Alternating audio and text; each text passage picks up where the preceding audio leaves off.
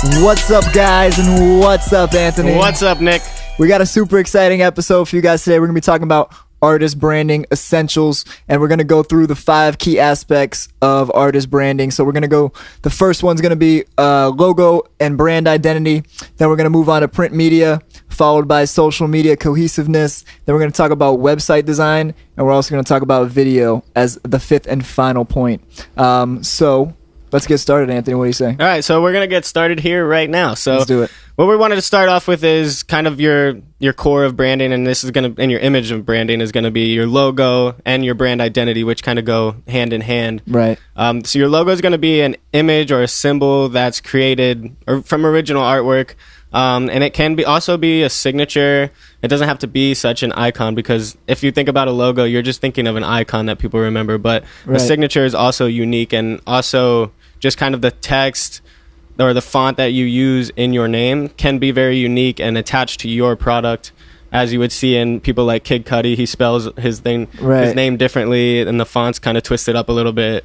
And so you're saying instead of just doing like an icon, right? Like you say, like a Facebook icon, exactly. For example, you would do like your name in a certain font or text, in a memorable font, something that's going to stand out, and it's not just going to be obviously like a Helvetica or something like that, but it's going to be something that stands out. Gotcha. So that's what you want to start with, and you want that symbol or the icon or the text to really reflect your brand.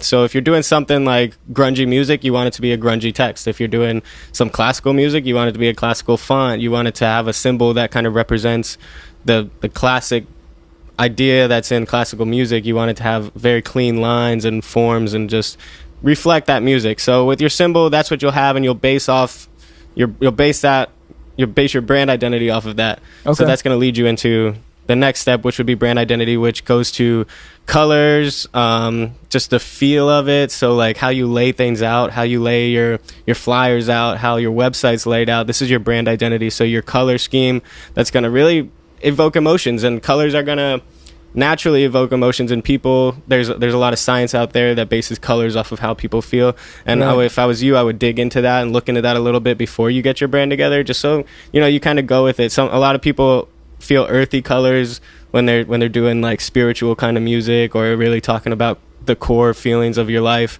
Or if you're in again a grungy, edgy band, you're gonna pick bright kind of colors that are just like evoking stronger emotions like anger and things like that, or love in a very edgy way. So sure, that's one thing that's going to happen, is your brand identity and your symbol. And then to get these things, you're going to look through market research and genre research of the genre that you're in. You're going to look at what are other artists doing, and instead of trying to figure out what other artists are doing and copying them, what you want to do is figure out what other artists are doing and where they're missing. Like, what part of the market are they missing? I gotcha. All right, that's an interesting point to make. Yeah, because if you look at that, then there's a whole place that you can slide yourself into. Instead of copying somebody, making a reprint of what they are, find the place that you can stand out and be your own person, and really just reflect yourself through that. There you go. And you're going to get a lot more impact. So if you are an edgy, grungy band and you see that all the other edgy, grungy bands out there are just using a font or a text for their name, then maybe you go ahead and you do a more of a traditional logo. Right. Look for a symbol that's going to stand out, because nobody else has it. Right. Okay. And then all of these things are going to be built from what we talked about last episode, is your story. So your brand identity, and your logo really want to be built out of that, so that you can reflect that story that you just put together, that message that you put together. Your brand can say all of that with one image, and that's hard to capture, but it's doable, and that's what you want to aim for with your brand. And so what we have when we do branding with artists is a 20-question exercise, and this kind of goes a little bit into your personal life. Yeah. And then it is also this asks you questions like brands that you admire, brands that you think could be better, and by brands we mean other artists and their brand. Sure. And this really helps the person like us figure out, how can we really make this brand memorable? How can we make it form-fitting to you and unique? So this is going to roll us into the next category, which is print media. And this is something that's neglected by a lot of artists. This is something that, because of the rise of the digital market, people don't really think, oh, I should have print anymore. Right. But print is very important for your brand, and it's very important to tell your story. It's very important for something to give that's tangible to your audience, to your fans when you actually see them.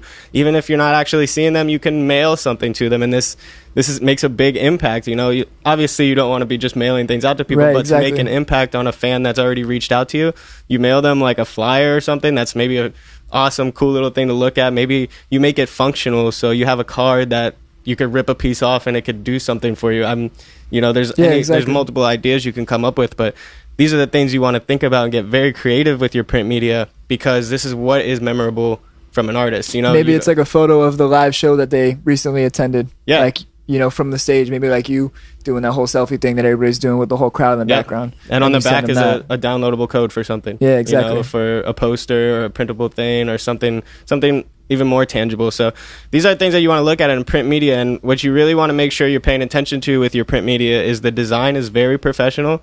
You want to make sure that design is clean or grungy or whatever it is that matches your brand. You want to make sure that it looks very well put together, because you don't want to have print media that does not look very good, and then you're kind of working backwards from then maybe you shouldn't even have print media. Exactly. You're just kind of wasting your money at that point. And so we've talked about digital networking and physical networking and 2 other previous podcasts, and we've kind of compared and contrasted the ideas about this, and print media seem to still stand out as something very important, and that's why we're talking about it. So one thing you want to check out when you're looking at print media is make sure there's a call to action on it. Make sure your print media brings people's attention somewhere. Make sure, just as like in the digital world, if you have a button that says call me now, have it on your thing, call me now, if that's what you're leading for, Exactly. Or download now, things like that. And so just make it useful like we talked about, and also make sure that you're using high quality designs and high quality print services, so that your print is, when you touch it, it just feels really good. And when you look at it, it looks crisp and clean. All right, so the next thing we want to talk about is social media. A huge topic. Everybody has social media these days. So the thing is, that's going to be the place where a lot of your fans are going to end up. So you don't want your social media to be all jacked up. No. Because if you're a fan and you go to your favorite artist's social media account and you see it's all crazy and he's got fights going on with people on there, and just random things that don't really speak to his brand or her brand or whatever the case may be, it's going to kind of let you down a bit, and it's not going to really be it's not going to be a good start off for new fans either. So what we always suggest is making sure that your social media is branded properly, because like we said, it's a super popular destination for your fans. So what you want to do with your social media is have it all have one cohesive look. So whether it's your YouTube, your Twitter, your Facebook, your Instagram, your SoundCloud, your Snapchat, whatever the case may be, you want to have good profile photos, and you want to have good header images. And they don't have to all be the exact same image, but they should all have the same style or the same feel that kind of speak towards your brand.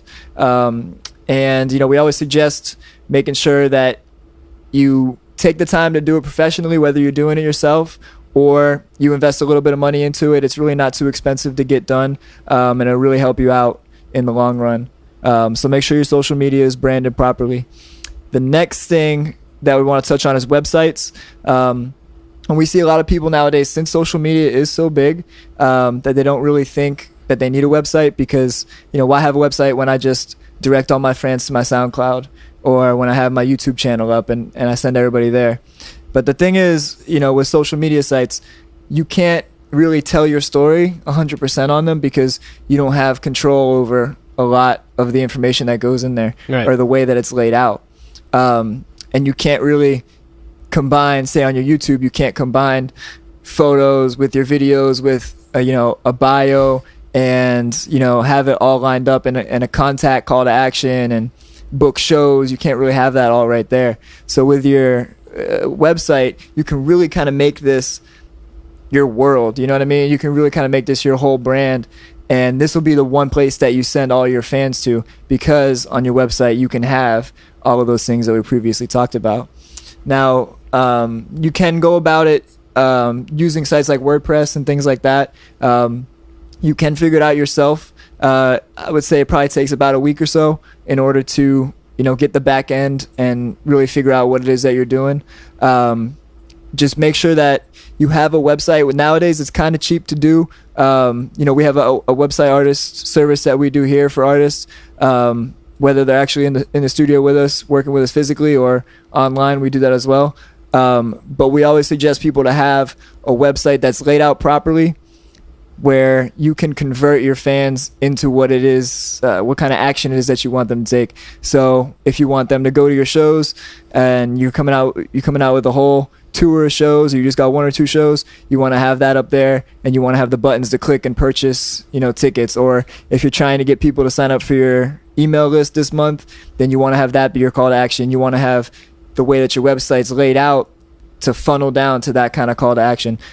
So a website's a super important marketing tool, a super important conversion tool, and just a really, really important overall tool to have as an artist. So make sure that you have a proper website if you want to really brand yourself properly.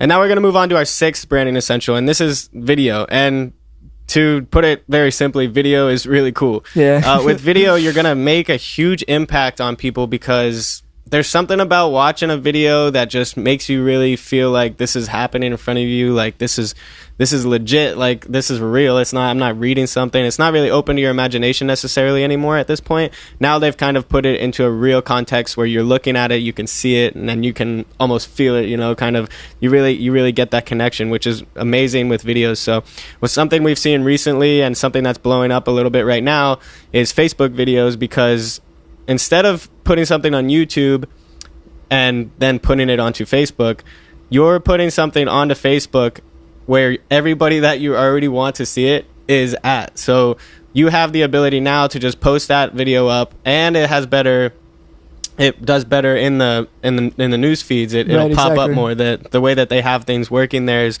instead of showing you a post from YouTube, they're going to pick more to show you a post from Facebook. Right, exactly. So you're going to get better analytics from that. Nick knows a lot about the analytics. Yeah. If you upload your video directly through Facebook as opposed to YouTube and sharing the link, if you go directly through Facebook, they, as kind of a benefit in order to get you to do it, they give you a lot better analytics on that side of things. You can see how many people watched your video for what amount of time, when people fell off, so you can kind of gauge and try to make your next video better. And though, like Anthony said, the algorithms for Facebook, they've shifted them so they show Facebook videos to more people. They rank them higher in the newsfeed as they would, a YouTube link or something from a third party. Yeah, and something that we've really kind of jumped into recently is videos, and we've seen huge results, and that's why we wanted to share. That's why it's on here as an essential, is because this really helps out sell your brand, show who you are so people could see it really with their eyes. And also another thing what Facebook does is when you do go to run your Facebook ads, they show you how long people have been watching your video, so that you can develop an ad that's going to take advantage of that information and allow you to hit more of a market and be more impactful. So if your videos are dropping off at 30 seconds, then you need to make an ad that's 28 seconds long at the most, because you're losing people at that 30-second mark, and that's valuable information. Yeah, and that's been very helpful in our ads, our ad campaigns, and our content creation. So a little bit of the types of videos you really want to make is it's limitless, really. I mean, this is a guide. You can come up with anything in the video world. We've seen some crazy stuff, some new stuff where there's interactive videos where you touch the screen and the whole video changes, and that blew our minds. We don't even understand how it's made, but there's things like that. But for some things to start off with, some simple things are behind the scenes videos, which are huge for your brand, because you get to see what's happening behind the scenes, and everybody loves to see that. You could sit there and watch hours worth of behind the scenes movie clips just so you could see how they do their art, how they make this whole production, and it really connects you more to the final product as a fan. And when you're doing the behind the scenes videos, it's really cool to do them in a series, so people will tune in consistently. You kind of build a fan base and build a market, and build up the hype for whatever it is that you're. And you want to give the series a creative title, something that they're also going to remember, something that it's like, oh, I'm going to go see this next episode of so and so, and that's going to really draw more people in. Then they can share with their friends, like, did you see this? Did you see that? Don't just make it behind the scenes episode 1. Make it behind making the music of this guy or whatever, some creative name. Right. So that's one form. Another form is lyric videos, and a lyric video takes a little more effort graphic wise when you're making it, because you do want to make something very interesting. You don't want it to just be like lyrics across the screen on the bottom like it's a karaoke. You want it to really show, you want it to be enjoyable to watch and a little more edgy. If you look out there now, the way people are doing lyric videos are almost full production music videos with scenes of people doing, moving, acting, and then this and that, but there's no, you don't actually see the singer in there, but you see lyrics across the screen. Yeah. And on YouTube and stuff, you want to learn those lyrics. You want to really sing along with a song. That's going to nail your crowd right there. Lyric videos are huge. Working off of a lyric video is going to be a music visualizer. Sure. Which is pretty awesome. And this is kind of very simple, very easy to make, very easy to find. And what it is it's an audio visualizer that plays off of your music. You would see it on things like Trap Nation and other outlets like that, and it's just an entertaining way to listen to the music because you get to kind of watch this visualizer or anything like that. It kind of sets the stage for what this song and this mood is about. Right. And those are really cool, and we offer those visualizers to artists because we want to help this part of the community upgrade their visual experience. Yeah. Instead of just having a photo of your album cover or something like that, you know, it's better to step it up into that professional level of a video. So yeah, that's absolutely, it's a lot more affordable than any other type of music video or lyric video would be, and it's a lot more interesting than just putting up a photo would be. Yeah. So it's kind of like the next step. You know, if you're really trying to take that next professional step, audio visualizers are an awesome way to go. If you don't have the opportunity to make a full production music video, this is one of the ways to go. Yeah. Along with the lyric video, but those are a little more graphically involved, which are going to be a little more expensive, not as cost effective, and this and that. So, and then obviously the last video that we kind of have to offer here is a music video, and we're going to dig deep into a music video, how to plan it, how to shoot it, how to get it done the right way, how to tell the story, because music videos nowadays, there's millions of them out there, and it's a little bit harder to stand out, but it's still easy to stand out because you could come up with something, some original idea, even with a small budget, and we'll get into that, but keep writing down your ideas for your music videos so that you have a log of that, and you can move on to that. So to recap all of the essentials that we went through, the first one we have is logo and brand identity, and this is going to set the stage for the rest of all of them. This is going to be your brand image. This is kind of what you're sharing throughout all of the other essentials. The next one's going to be your print media. Don't forget that this is very important still. This is still something people like to have. Having something tangible is really cool. So keeping something in your pocket, hanging up a poster on the wall, awesome. People still love to do that. Yep. Even if it's not a background on the phone, they could see it every day. Sure. The next thing is social media, and this is social media cohesiveness. So keeping all of your social media branded. There's 5 major outlets. You want to keep all of those together so that if you go from Twitter to Facebook to SoundCloud and anywhere else, Instagram, you want to make sure that your viewer knows they're on the official page, your official page, right, and not some ripoff, because that would be crazy. Yeah. But the next thing after that is a website, and this is going to be the place that you bring all of your fans and you really tell your story. You use all of your branding here. This is where you sell products. This is where you release music. This is where you get people to sign up for a sign-up form, for an email form, so that you can keep sending them up-to-date things. And then you have a list of people to continuously send new music and reach out to and ask them how they are and like would they love this, would they love that. That's a great thing. And then the last essential was videos, because of how impactful they are and how they engage people so much and can tell your story. And we were going to go a lot into that in one episode because there's so much to say about videos and so much exciting rewards that we've kind of reaped ourselves through that. So to close, we just want to thank you guys for joining. We had a lot of fun here on our end. We hope you guys got a lot of info out of this podcast.